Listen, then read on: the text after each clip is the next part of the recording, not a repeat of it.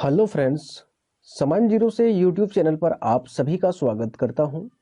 इस वीडियो में हम लोग जीव विज्ञान से संबंधित मोस्ट इम्पोर्टेंट 40 प्लस क्वेश्चंस को पढ़ेंगे, जो कि कॉम्पिटिटिव एग्जाम्स की दृष्टि से काफ़ी महत्वपूर्ण है और यहां से एग्जाम्स में क्वेश्चंस पूछा जाता है। जैसे कि फर्स्ट क्वेश्चन है, एक वयस्क मानव शरीर में हड्डियों की संख्या होती है। तो एक वयस्क मानव शरीर में हड्डियों की संख्या 206 होती है। ठीक है। नेक्स्ट क्वेश्चन है, नवजात शिशु में हड्डियों की संख्या कितनी होती है? तो एक नवजात शिशु में हड्डियों की संख्या लगभग 300 के आसपास होती है। अगला क्वेश्चन है, मानव शरीर की सबसे प्रबल अस्थि कौन सी है? तो यहाँ पर देखिए, प्रबल प्रबल का मतलब होता है मजबूत, और मानव शरीर की सबसे मजबूत जो हड्डी यानी कि अस्थि जो है वह जबड़े की हड्डी है। ठीक है, तो जबड़े की हड्डी इसका उत्तर होगा। अगला क्वेश्चन है, मानव की खोपड़ी में कितनी हड्डियां होती है? तो मानव खोपड़ी में कुल 8 हड्डियां होती है। 8 इसका करेक्ट आंसर होगा। नेक्स्ट क्वेश्चन है, मानव शरीर के किस भाग में सबसे छोटी हड्डी होती है? यहाँ पर देखिए, किस भाग की बात कर रहा है, तो भाग वह होगा कान। कौन सा भाग में? तो कान में होती है मानव शरीर की सबसे छोटी हड्डी, जिसका नाम है अस्टेपिज। क्या है? तो अस्टेपिज इसका नाम है। अगला क्वेश्चन है, मानव शरीर की सबसे लंबी हड्डी कौन सी है? तो मानव शरीर की सबसे लंबी हड्डी जो है वह फीमर है, और यह जांग में पाई जाने वाली हड्डी है। सबसे छोटी हड्डी कौन है? तो अस्टेपिज है, जो कि कान में पाया जाता है। लेकिन अगर लंबी की बात करें तो फीमर है, जो कि जांग में पाया जाता है। नेक्स्ट क्वेश्चन है, मानव शरीर में पसलियों के कितने जोड़े होते हैं? तो पसलियों के कुल 12 जोड़े होते हैं। 12 जोड़े इसका करेक्ट आंसर 24%। अगला क्वेश्चन है, मानव के जीवन काल में कितने दांत 2 बार विकसित होते हैं? तो मानव के जीवन काल में 20 ऐसे दांत होते हैं जो कि 2 बार विकसित होते हैं।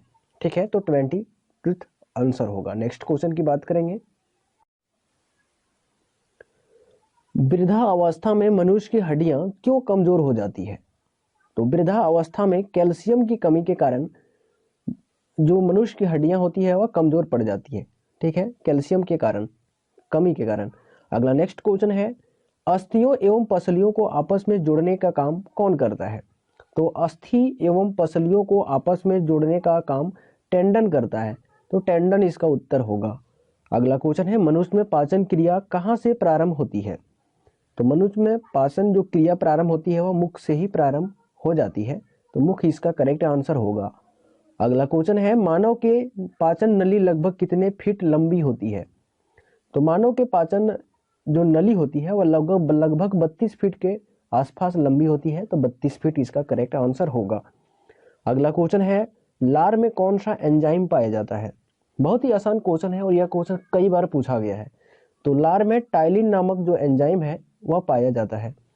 अगला क्वेश्चन है, पित्त जिसको बाइल भी कहते हैं इंग्लिश में, का जमा होता है। तो कहाँ पर जमा होता है? तो पित्त जो जमा होता है वह पित्ताशय में होता है। कहाँ पर? पित्ताशय में। ठीक है। गति प्रेरक किससे संबंधित है? तो गति प्रेरक जो है हृदय से संबंधित है। हृदय इसका करेक्ट आंसर होगा। अगला क्वेश्चन की बात करेंगे, और क्वेश्चन नंबर 16, जिसमें कहता है, सोते समय रक्तदाब में क्या परिवर्तन होता है? तो सोते समय रक्तदाब जो होता है वह घट जाता है, जबकि कार्य करते समय व्यक्ति का जो रक्तदाब है वह बढ़ जाता है। आगे बात करेंगे हम लोग, रक्तचाप को मापने के लिए किस उपकरण का उपयोग किया जाता है?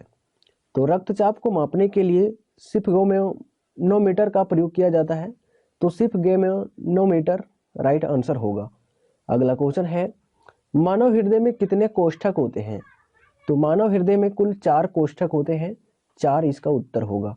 अगला क्वेश्चन है, मानव शरीर में हृदय का कैसा कार्य है? तो मानव शरीर में जो हृदय है वह एक पंपिंग स्टेशन की भांति कार्य करता है। अगला क्वेश्चन है, एक वयस्क में रक्त का औसतन मान कितना होता है? तो अगर यहाँ पर औसतन होना चाहिए था, तो औसतन मान की अगर बात करें तो 5 से 6 लीटर किसी वयस्क व्यक्ति के शरीर में रक्त होता है। अगला क्वेश्चन है, मानव रक्त का पीएच मान कितना होता है? तो मानव रक्त का पीएच मान जो होता है वह 7.4 होता है, जो कि 7.4 इसका करेक्ट आंसर होगा। अगला क्वेश्चन है, मानव शरीर में रुधिर बैंक का कार्य कौन करता है? तो मानव शरीर में रुधिर बैंक का कार्य तिल्ली या फलिहा करता है। अगला क्वेश्चन है, स्वस्थ मानव के शरीर में रक्त की कुल मात्रा कितनी होती है? तो स्वस्थ व्यक्ति के शरीर में अगर रक्त की कुल मात्रा बात करें तो शरीर के वजन का 7% होता है। यानी कि कहने का मतलब है कि शरीर का वजन जितना होगा उससे 7% रक्त का भार होगा। अगला क्वेश्चन है, रक्त में कौन सी धातु पाई जाती है? तो रक्त में लोहा धातु पाई जाती है। करेक्ट आंसर होगा लोहा। नेक्स्ट क्वेश्चन की बात करेंगे, मानव शरीर की किस ग्रंथि को मास्टर ग्रंथि कहा जाता है? तो मानव शरीर के पीयूष ग्रंथि को मास्टर ग्रंथि भी कहा जाता है। अगला क्वेश्चन है, मनुष्य के शरीर में सबसे छोटी ग्रंथि कौन सी है?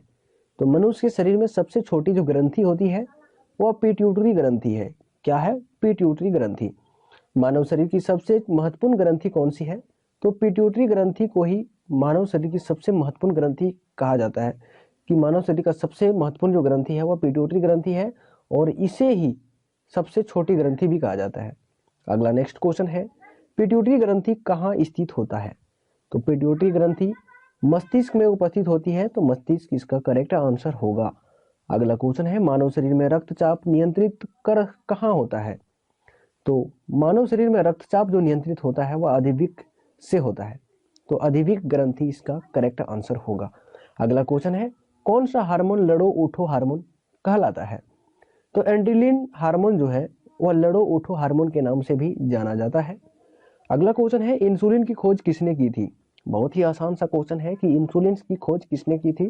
तो इसका करेक्ट आंसर होगा बेंटिंग और बेस्ट ने इंसुलिन की खोज की थी। अगला क्वेश्चन है, इंसुलिन किसके द्वारा उत्पादित होता है? तो इंसुलिन पेनक्रियाज के द्वारा उत्पादित होता है, पेनक्रियाज राइट आंसर होगा। अगले क्वेश्चन की हम लोग बात करेंगे, मानव शरीर में कोलेस्ट्रॉल का सामान्य स्तर है।